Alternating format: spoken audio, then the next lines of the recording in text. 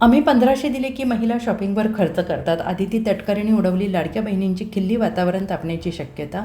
ज्या कुटुंबाचं आर्थिक उत्पन्न हे 2.5 लाखांच्या आत आहे अशा कुटुंबातील महिलांसाठी सरकारने लाडकी बहीण योजना सुरू केलेली आहे. या योजनेअंतर्गत पात्र लाभार्थी महिलांच्या बँक खात्यात दर महिन्याला 1,500 रुपये जमा करण्यात येतात.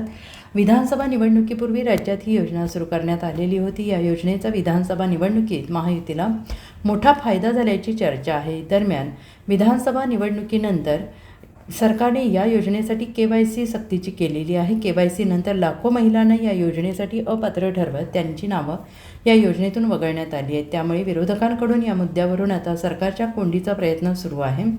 निवडणुकीसाठी ही योजना सुरू केली होती का, असा सवाल विरोधकांकडून उपस्थित केला जातो आहे. दरम्यान या योजनेवर बोलताना आदिती तटकरे यांनी महिलांची खिल्ली उडवली. त्या वाशिममध्ये बोलत होत्या. तटकरे यांनी त्यांच्या वक्तव्यावरून आता वातावरण चांगलं तापवलेलं आहे. आम्ही दिलेले 1500 रुपये महिला या शॉपिंगवर खर्च करतात. पैसे महिलांच्या बँक खात्यात जमा झाल्यानंतर मार्केटमध्ये गर्दी वाढते, असं विधान त्यांनी केलं आहे आणि यावरून आता नवा वाद निर्माण होण्याची शक्यता आहे. ही अतिशय ऐतिहासिक योजना जी शासनाने आणली ती अधिकाधिक सक्षमपणे राबवण्याचा आमचा प्रयत्न आहे.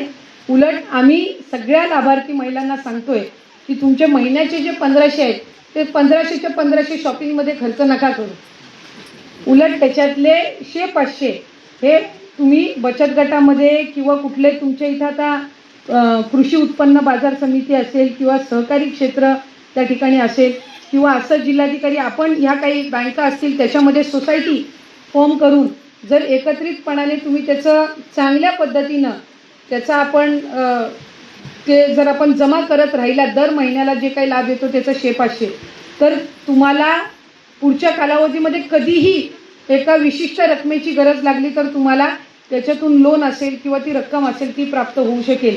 नाहीतर आम्ही ज्या ज्या वेळेला लाभ वितरित करतो त्याच्या आधी तर आमच्याकडे शहरातले सगळे व्यापारी येतात की लाडकी बहीणचा लाभ कधी म्हणजे भगिनींपेक्षा लाडक्या बहिणींपेक्षा व्यापारी जास्ती विचारतात की DBT कधी करणार आहे.